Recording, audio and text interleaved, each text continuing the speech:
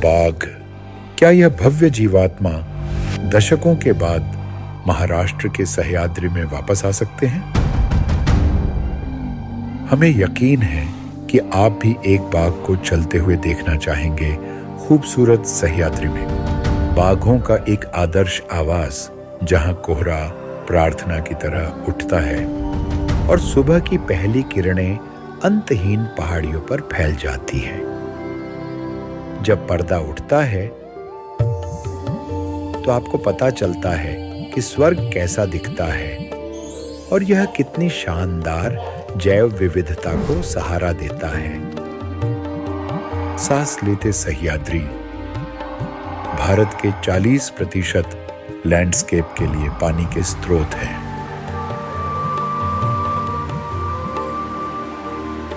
सह्याद्री, जिन्हें वेस्टर्न घाट्स भी कहा जाता है, पृथ्वी पर सबसे असाधारण पर्वत प्रणालियों में से है। एक जीवित दीवार जो भारत के पश्चिमी तट के समानांतर चलती है, नदियों, जंगलों और सभ्यताओं का पोषण करती है। जैसे जैसे सह्याद्री दक्षिण की ओर बढ़ते हैं, उन्हें कई नामों से जाना जाता है। तमिलनाडु में सह्याद्री को नीलगिरी,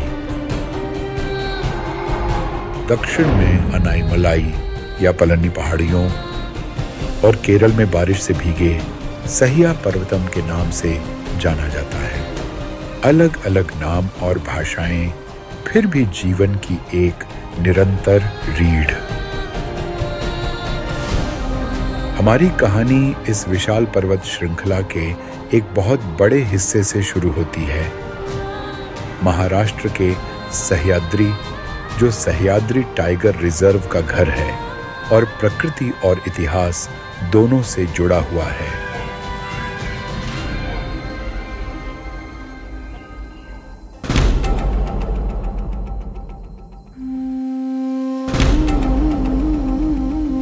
इन खूबसूरत और रहस्यमयी जंगलों में हर स्तर पर विविधता का खजाना है। जंगलों की जमीन पर मौजूद अलग अलग तरह के जीवों से लेकर इस स्वर्ग में लगभग 250 तरह के पक्षी हैं। इनमें सुंदर हॉर्नबिल भी शामिल हैं, जो सह्याद्री के ऊंचे पेड़ों पर अपना नाच दिखाते हैं। मालाबार विशाल गिलहरी जैसे स्तनधारी जीवों का भी घर है, जो हरी और सुनहरी पत्तियों के बीच पूरी तरह से आराम से रहते हैं। जबकि भारतीय तेंदुआ, जो जंगल के जमीन पर चुपके से चलता है, वह सह्याद्री के ऊंचे पेड़ों पर भी आसानी से बस जाता है। घनी हरी घाटियों से लेकर सूखे पठारों तक सह्याद्री अपने आप में ही जीवन है। ये जंगल अपनी कई रेप्टाइल प्रजातियों के लिए भी मशहूर है और ऐसे अनगिनत अनदेखे जीवों के अस्तित्व के लिए एक नाजुक जाल बुनते हैं। और सह्याद्री के बारे में बड़े गर्व से जो बात कही जाती है, वह है इसका मानवीय सभ्यता का इतिहास। इन्हीं पहाड़ों से मराठा साम्राज्य का उदय हुआ। छत्रपति शिवाजी महाराज के किले तेज धार वाली चट्टानों और बादलों से लिपटे पठारों पर बने हुए आज भी नीचे की घाटियों की रखवाली करते हैं। ये खूबसूरत पहाड़ राजे के स्वराज्य का गढ़ और प्रतीक है। फिर भी इस सारी विरासत और प्रकृति की उदारता के बीच एक खामोशी छाई हुई थी। दशकों से सह्याद्री टाइगर रिजर्व की इन घाटियों और पठारों में एक खास आवाज ज्यादा सुनाई नहीं दी थी। वह आवाज जिसने कभी इन पहाड़ों को पहचान दी थी, एक ऐसी आवाज जिसे हमेशा राजे और मराठा साम्राज्य से जोड़ा जाता है। बाघ की दहाड़। ये एक ऐसी कमी थी जो कंजर्वेशनिस्ट, फॉरेस्टर्स और लोकल कम्युनिटीज सभी के दिमाग में गूंज रही थी। क्या बाघ सच में एक दिन इन पहाड़ों में वापस आ पाएंगे? बदलाव कमिटमेंट से आता है। महाराष्ट्र वन विभाग और सरकार की कोशिशों से इंसानी बस्तियों को वाइल्ड लाइफ हैबिटेट से दूसरी जगह बसाया गया। इन सुरक्षित जंगलों में हिरण, जंगली सुअर और गौर जैसी प्रजातियों की संख्या बढ़ने लगी। और फिर जो सोचा भी नहीं था वह हुआ। 3 नर बाघ अपनी मर्जी से और अलग अलग समय पर दक्षिण दिशा से सह्याद्री टाइगर रिजर्व में आ गए हैं। यहां अपना इलाका बनाने के बाद उन्होंने अपनी मौजूदगी का ऐलान किया। अब बाघों की दहाड़ को सह्याद्री में फैलाने का मौका आ गया था। लेकिन राजा अकेले राज्य नहीं बना सकते। किसी जंगल में बाघों के फलने फूलने के लिए रानियों का आना जरूरी है। इस तरह एक ऐतिहासिक अध्याय शुरू हुआ, ऑपरेशन तारा। सह्याद्री में बाघिनों को फिर से लाने की एक साहसिक और दूरदर्शी कोशिश। बाघिनों को सेंट्रल इंडिया से लाया जाएगा, जो अपने साथ एक समृद्ध और विविध जेनेटिक विरासत लाएंगी, जो सह्याद्री में बाघों के लंबे समय के भविष्य के लिए जरूरी है। यह सिर्फ कंजर्वेशन की कहानी नहीं है, यह पुनरुत्थान की कहानी है। हमें कंजर्वेशन की पवित्र जगहों पर लिखे जा रहे इस नए अध्याय का गवाह बनना था। और इससे बेहतर तरीका क्या हो सकता है कि सह्याद्री टाइगर रिजर्व की डायनामिक टीम और लीडरशिप के साथ समय बिताया जाए और उन्हें काम करते हुए देखा जाए। यह दिखाया जाए कि कैसे पहाड़ अपनी सही दहाड़ वापस पा रहे हैं। बाघिनों को इस नई और राह दिखाने वाली दिशा में अपने पहले बड़े कदम लेते हुए देखना। इसकी शुरुआत सह्याद्री टाइगर रिजर्व के फील्ड डायरेक्टर श्री तुषार चौहान के साथ दिल से दिल की बातचीत से होनी थी, जो ऐतिहासिक ऑपरेशन तारा को आगे से लीड कर रहे हैं। यह बातचीत बाघों के गढ़ में, सह्याद्री की गहरी आत्मा में, पानी से भरे स्वर्ग में होनी थी। हवा में उत्साह है क्योंकि स्टूडियो एक बहुत ही शानदार जगह पर सेट किया गया है। प्रकृति की दिव्यता के बीच टेक्नोलॉजी, वह प्रकृति जो हमेशा हमें विनम्र बनाती है। सेटअप टेस्ट किया गया है और तैयार है। Testing testing testing testing. Good afternoon Tushar ji, बहुत अच्छा लगा जो आप फॉरेस्ट डिपार्टमेंट इनिशिएटिव ले रही है पूरी ये टाइगर रीइंट्रोडक्शन जो सह्याद्री में है। इतना बड़ा लैंडस्केप है, आप समझ लोनावला से भी आगे से लेकर गोवा तक, तो ये काफ़ी एक्साइटमेंट है। और आई थिंक काफ़ी डेकेड्स के बाद, और सोचो 1 सेंचुरी के बाद ऐसे एक ड्रीम आ रहा है। तो ये मतलब ये ड्रीम शुरू किधर से हुई?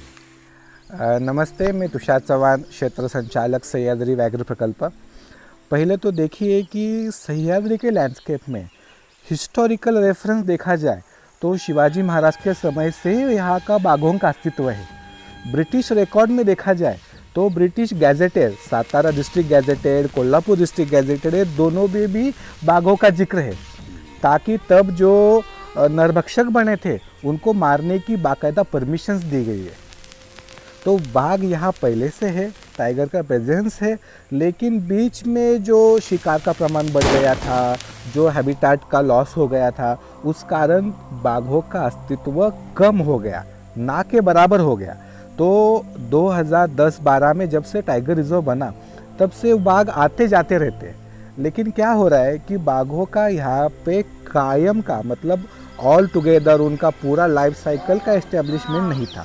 इसीलिए फॉरेस्ट डिपार्टमेंट महाराष्ट्र और wildlife research institute, wildlife institute of India, इन दोनों ने कोलैबोरेशन करके प्री एगमेंटेशन किया, देन को प्रेडेटर एगमेंटेशन किया, प्रेडेटर एगमेंटेशन किया, और जिस मुकाम पे हम पहुंच गए, जिस पे हम टाइगर को सेंट्रल इंडिया लैंडस्केप से यहाँ तक ला रहे। इसका कारण है कि टाइगर्स वर देयर, टाइगर यहीं पे थे, टाइगर यहाँ पे माइग्रेटरी नेचर में थे।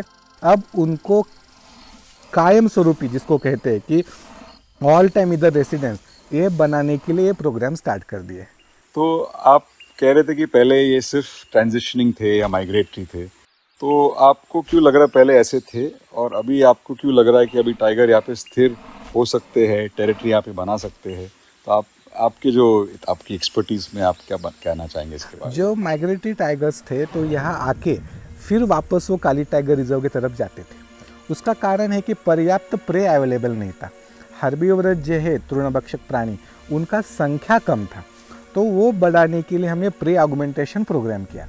आज अगर देखेंगे तो 10 प्रेज कि 10 तृणभक्षक प्राणी वो पर स्क्वायर किलोमीटर, उससे बढ़कर आज शाकाहारी प्राणियों की संख्या 37 इंडिविजुअल्स पर स्क्वायर किलोमीटर पे पहुंच गई है, ताकि जो बाघ यहाँ पे है और जो लाए जाएंगे उनके लिए पर्याप्त खाद्य है, पहली चीज़। दूसरी चीज़, हमारे पास टोटल 64 प्रोटेक्शन कैंप्स हैं थ्रू आउट द राधानगरी से लेके ऊपर बामनोली तक। ये पूरे 64 प्रोटेक्शन एंटी पोचिंग कैंप्स है। We are guarding forest 24/7। तो हम बाघों के ऊपर उनके ट्रैप कैमरे लगा के, उनके माइग्रेटरी पैटर्न के ऊपर पूरा ध्यान लगा के बैठे हैं। तो जो भी बाघ हम बाहर से ला रहे सेंट्रल इंडिया लैंडस्केप पे, वो बिल्कुल यहाँ स्थिर रहेंगे। और जो ऑलरेडी यहाँ पे बाघ 3 मेल टाइगर है, वो भी पिछले 2 साल का हमारे पास डेटा है। They are moving and mark their territories. Now we are sitting in a T1 territory. तो we are right now in the T1 territory. और जो T4 एनिमल है, जो ताड़ोबासिलाया, she also one time pass by this area.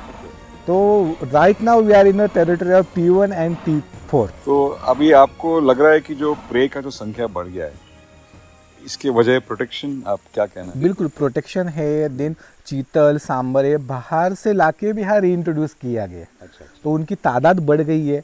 Main अगर हम pray देखेंगे बाघों के लिए, तो जिसको गवा बोलते हैं मराठी में, इंडियन गौर बोलते हैं हिंदी में, तो गौर का पॉपुलेशन बहुत अच्छा है। तो they have the big herbivores शाकाहारी प्राणी जिनके ऊपर वो प्रे कर सकते हैं। उसके बाद है हमारे पास जो सांबर डियर है। सांबर डियर की तादाद बहुत बड़ी है, ताकि बाघों के लिए जो 2 बिग प्रे लगते हैं वो हमारे पास बहुत बड़े संख्या में। देन लेपर्ड का अगर हम सोचेंगे तो लेपर्ड के बारे में देखेंगे तो हमारे पास बार्किंग डियर है।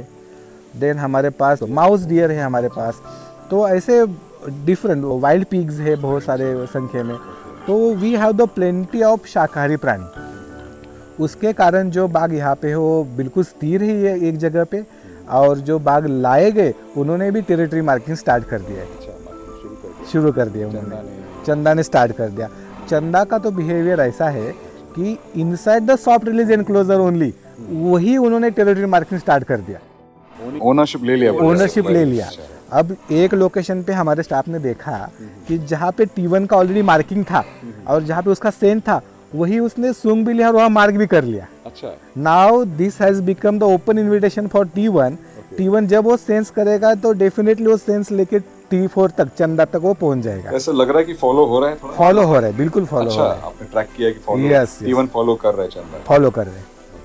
और ये आपको जो लग रहा है सेंट्रल इंडिया से, अभी आप जानते हो कि सूखा है, तो ये जो आप कह रहे हैं कि सेंट्रल इंडिया से आप टाइगर्स लेके आ रहे हैं, उधर तो सेमी डेसिडियस है, ड्राई फॉरेस्ट है, तो और बैम्बू है उधर काफ़ी। तो आपको क्या हिसाब से जो आपने साइंटिफिकली सोचा है कि इस किस्म के जो लैंडस्केप है, जहाँ पे घाट्स है, गॉर्जेस है, क्या हिसाब से आपने प्लानिंग किया है कि इधर टाइगर सेट हो पाएंगे? बिल्कुल सही है। देखिए कि सह्याद्री का जो लैंडस्केप है एक मोज़ैक है। कहीं हिल्स है, कहीं वैलीज है, कहीं प्लेट्यूज है, और vegetation is a semi evergreen और द एवरग्रीन। तो जो सेंट्रल इंडिया का लैंडस्केप है, स्पेशली हम अगर ताड़ोबा की बात करिए तो ताड़ोबा में बाम्बू, जैसे आपने बताया, बहुत बड़े संख्या में बाम्बू है। देन उनका जो फॉरेस्ट है वो ड्राई डेसिडियस है। इसका मतलब क्या है कि उनका फॉरेस्ट पूरा ड्राई दिखेगा समर में, इधर वो वैसा नहीं रहेगा। सह्याद्री का लैंडस्केप डेफिनेटली ताड़ोबा लैंडस्केप से डिफरेंट है। लेकिन आप अगर बाघों का देखा जाए तो बाघ बहुत ज़्यादा एडॉप्टिव स्पीसीज़ है। बाघ कुल मिला के पूरा कैट स्पीसीज़, जिसमें क्या है, बाघ रणथंभौर में दिखे जाएंगे जहाँ थॉर्नी फॉरेस्ट है। वो सुंदरबन में देखे जाएंगे, जहाँ पे सॉल्ट वाटर है, मार्शेस है, फिश खाते हुए भी देखे जाएंगे। और यहाँ पे अगर देखा जाए तो पूरा वेस्टर्न घाट में तो बाघों का इतिहास है। पेरियार टाइगर है, काली टाइगर रिजर्व है, तो सह्याद्री टाइगर रिजर्व है। जो बाघ हम सेंट्रल इंडियन लैंडस्केप से ला रहे, उनको मात्र 1-2 दिन में वो अडाप्ट कर लेंगे। तो जो फर्स्ट एनिमल जिसको सब लोग चंदा बोलते हैं, उसने तो 1-2 दिन में ही अपने कैरेक्टर दिखाना स्टार्ट कर दिया। जो मतलब वो ताडोबा में सेट थी, तो वैसे ही यहाँ भी वो सेट है। और उसने प्रे भी मारा हुआ है। प्रे भी मारा है। आज तक वो जहाँ से वो लाई है तब से आज तक 7 से 8 प्रे मारी है, तो काफ़ी हेल्दी है। सेकंड जो एनिमल लाया है जिसको लोग तारा कहते हैं, तारा ने भी पहला किल किया है। तो Tara is also hunting very nicely. और तारा का किल का तो मैं बात बताऊँ कि फ्रैक्शन ऑफ सेकंड में 2 या 3 मिनट में उसने किल को पकड़ लिया। जैसे जिसने वो किल को देखा तो अराउंड 100 मीटर वो आगे थी, तो स्टॉक करके आई, फटाक से 2 मिनट में उसको उठा के ले गए डीप बुशेस में। तो बोथ द एनिमल जो सेंट्रल इंडियन लैंडस्केप से लाए गए, उनका कैरेक्टर देखा, उनका पूरा हिस्ट्री देखा और उसके हिसाब से चूज किए गए। मतलब आप लोग ने एक चॉइस जैसे डिसाइड किया कौन सी टाइग्रेस, एक थिंकिंग था उसके अंदर? बिल्कुल थिंकिंग था। जैसे हमने पहले फीमेल लाई, देखो कि हमें फीमेल चाहिए किस पर्पज़ के लिए, ताकि बाघों का प्रजनन हो, उनका कब्ज आए और सह्याद्री का लैंडस्केप पूरा बाघों से बढ़ जाए। पहली चीज़ है कि हमारे पास 3 कुंवारे लड़के हैं कही जाए तो। मतलब क्या है कि T1, T2, 3T जिसे लोग सेनापति सूबेदार बाजी कहते हैं, ये वैसे ही डिस्पर्सल मेल टाइगर है जो डिस्पर्स होके यहाँ तक आए। अगर फीमेल नहीं मिली, बाघिन नहीं मिली, तो वो क्या करेंगे, फर्दर डिस्पर्सर करेंगे या ह्यूमन हैबिटेशन में जा सकते, कॉन्फ्लिक्ट में जा सकते हैं। तो हमारा प्राइमरी इम्पोर्टेंट है कि उनके लिए फीमेल लाना। तो बल्कि हमें मिनिस्ट्री ऑफ एनवायरनमेंट से 8 बाघों का परमिशन मिला है, उसमें से 5 फीमेल है, 3 मेल है। लेकिन हमें फर्स्ट प्रायोरिटी है कि फीमेल को लाना, ताकि इनको अपना जीवन साथी मिल जाए। तो जो फीमेल लाई है उनको बिल्कुल सोच समझ के लाई गई है। पहली फीमेल जो लाई गई, चंदा जिसे बोलते हैं, तो चंदा का एज क्राइटेरिया सबसे इम्पॉर्टेंट है। तो हमने क्या किया, ताडोबा में जाने के बाद they have the data of every tiger. तो हमने पहले तो 50% पॉपुलेशन एलिमिनेट कर दिया जो मेल थे, तो बचा 50% पॉपुलेशन।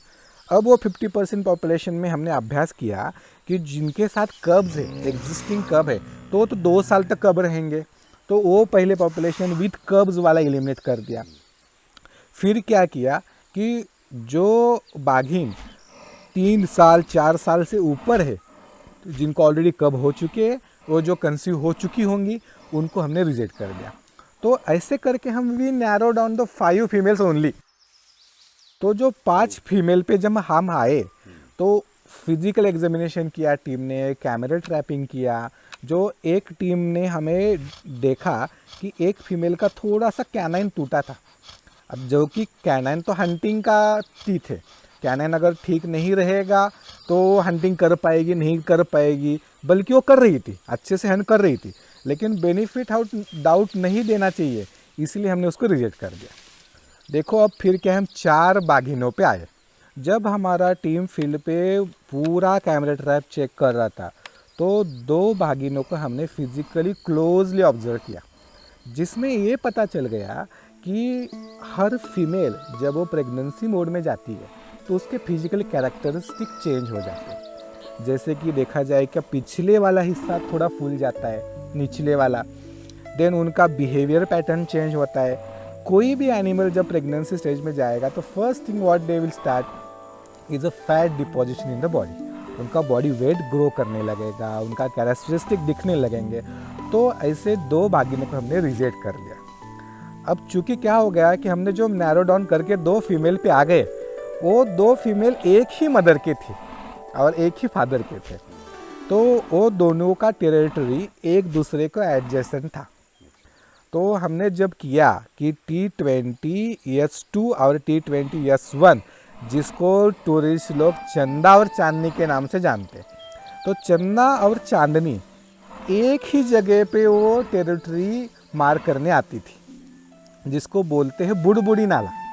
तो वो बुड़बुड़ी नाला एक यूनिक पॉइंट बन गया जिस पे दोनों फीमेल आ रही है, ताकि हमें दोनों में से कोई भी एक एनिमल चल जाएगा। दोनों भी अच्छा एक्सलेंट कैरेक्टरिस्टिक था, हमारे पूरे क्राइटेरिया में बैठ रहे थे।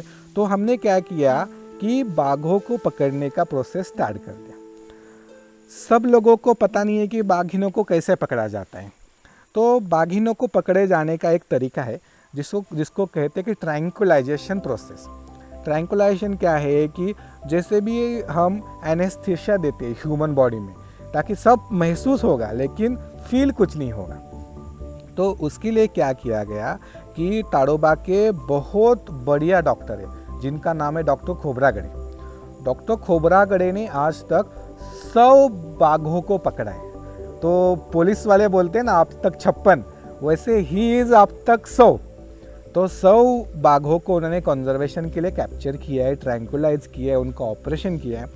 तो चंदा इज़ 100th एनिमल जिस एनिमल को फॉरेस्ट डिपार्टमेंट ताड़ोबा ने पकड़ा गया है, ऑपरेशन किया गया। जब वो गए तो बुड़बुड़ी नाले पे हमने बेट लगाया, लेकिन क्या है कि बाघ ट्रैवल कर रहा है तो हमें 40 से 60 स्पीड में ही ट्रैवल करना है, उससे ज़्यादा स्पीड ले जाना नहीं है क्योंकि बम्पी रोड रहेगा कहीं डाउन। सह्याद्री में फॉरेस्ट डिपार्टमेंट का काम कितना इंस्पायरिंग रहा है, इस पर जरूर कमेंट करें। उम्मीद है आपको पहला एपिसोड और ये डॉक्यू पॉडकास्ट सीरीज स्टाइल पसंद आया होगा। हमारे चैनल को लाइक, शेयर और सब्सक्राइब करें और हमें इंस्टा और एक्स पर भी फॉलो करें और सह्याद्री टाइगर रिजर्व और हमारी सीरीज के एंड क्रेडिट में बताए गए सभी कंट्रीब्यूटर्स के काम को फॉलो करें।